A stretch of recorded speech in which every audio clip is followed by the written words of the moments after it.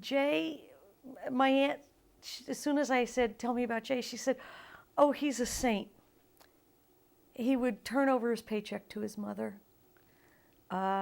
He didn't like to go to dances, but he would take his girlfriend Helen to the dance, and he would sit in the car out in the parking lot and wait till she was finished dancing, and then drive her back home. And sometimes his brother Joe would sit with them. We got along good. Yeah. He used to be a good baseball player, pitcher. The West End Juniors, they call him, in Plymouth. My mother used to tell me things once in a while.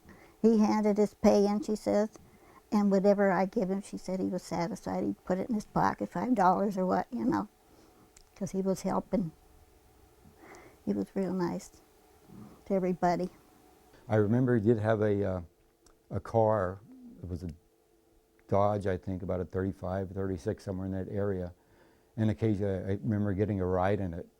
But then I do remember that when he was calling to the service, they put the car in the yard and took the back wheels off and jacked it up in hopes that when he come home he would maintain the car again, but that never materialized. Well, he was always good to me, and he was good to everybody. And when he got the car after, he used to take us shopping and to Kirby Park for the afternoon and different places.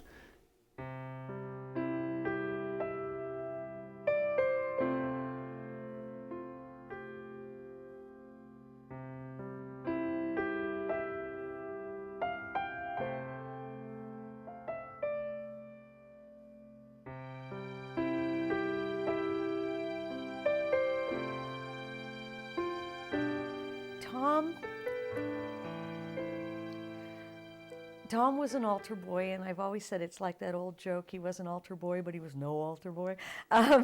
He was not the black sheep in the family, but maybe a little gray. He was the kid that broke into the pool hall after hours. He was the kid who either borrowed his homework from his friends or paid them to do it, I later found out.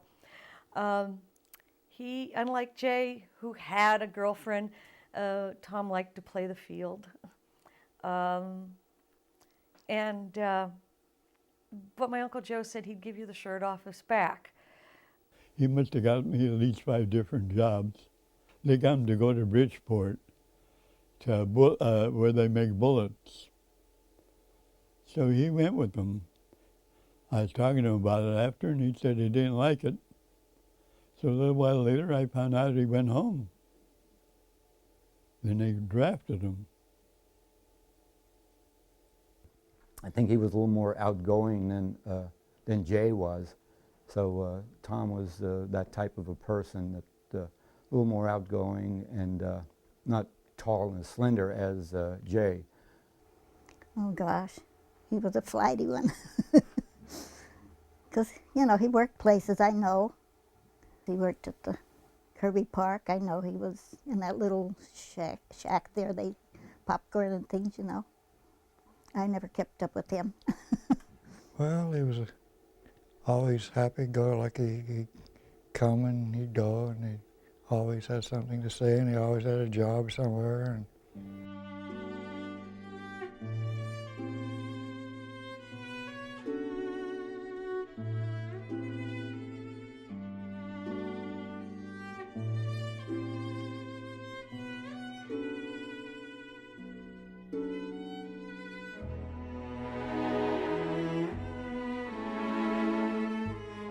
Danny, if you see the picture of him, wow, he was good looking. Oh man, was he good looking. And my father said he was just the best big brother. He would make them forts in the basement. And when his buddies would come over to play ball in the yard or something, he let the little brothers, instead of saying, "Go away, kid, you're bothering me," he'd let his little brothers in on it, you know, and he was very athletic. And my dad later got Danny's bike, and I think the BB gun made the rounds around the family too. But he just seemed like this nice guy who was good to his kid brothers and good to his family.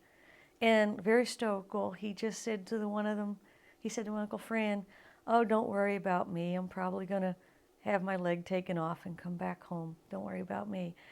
Oh, the one thing I remember about Danny most is he worked on a farm, and I pestered him to take me to the farm.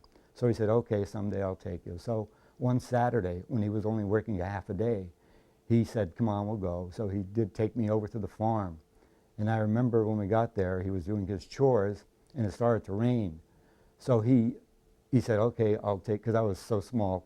He took me up into the hayloft, and he opened the door, and I sat up there so I'd be out of the rain, and I could watch him down there doing what he had to do. And then, I'll never forget that part of it. He'd always making up games for us in the basement, and have a sort of like a fun house to go into, and sleigh riding. We didn't have to go far because our backyard had a nice hill. It's my little brother. Yeah, you know, we were almost the same, and we'd fight together, you know, a little bit. But he was the one I thought, boy, you know, why should he have to go? He was just a kid yet.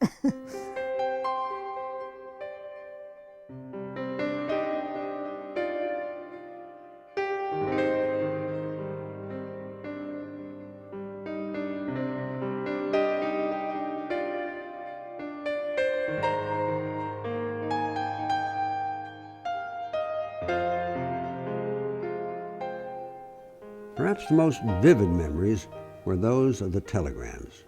1, 2, then 3. Oh, it seemed like they came one after the other. One time, my father was working in the mines, number 2 they called it. He told me to go get him, so I went down and got him. He come out. "What's the matter? What's him?" I told him about one of the boys. He had they have a battery lamp on her head. He took that off and threw it on the ground. I didn't know what was going on. All of a sudden I was called out of class, and there was my sister was out there, and she just said, "Come on home, Mom wants to see you." And so she didn't mention anything that was going on. And so I went home with her, and that's when I found out that it was another telegram that came. So that was something I'd like to forget, but it's embedded in my memory. They were heartbreaking every time, and I had to see my mother cry. That was a sad day. The first one, Tommy's. It just come. The mailman happened to be there at the time. He was delivering the mail, and the telegram, the boy come just, he knew what it was, so he just gave it and left quick. And that started the things. Everybody was kind of shaken up quite a bit. That scared young boy was this man, Dick Zagorski. After reading Joni's story, he and his wife realized he was the only boy delivering telegrams in that area at that time. Dick's aunt owned a general store where telegrams were sent. So she gave him a job delivering them. Well, it was a nickel telegram local, and like for Larksville and Plymouth Township and that, you got paid a quarter. You couldn't get emotional over it, or you'd never make it. Most of the times I was just in there and out, you know. All he did was sign for it, and I was gone. Originally, the bodies were scheduled to arrive home on 3 separate dates.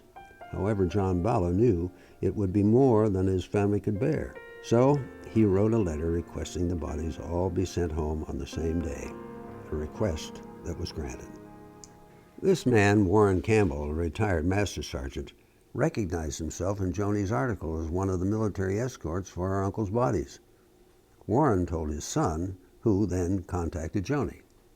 I was with 250 people that left Fort Bragg, hand-picked people, and carried to Brooklyn Army Base for the purpose of escorting bodies home from Europe and Asia.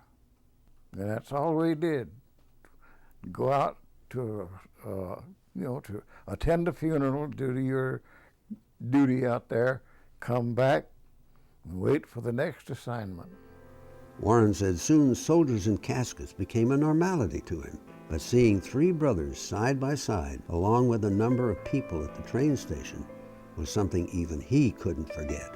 Hundreds and hundreds and hundreds, into the thousands.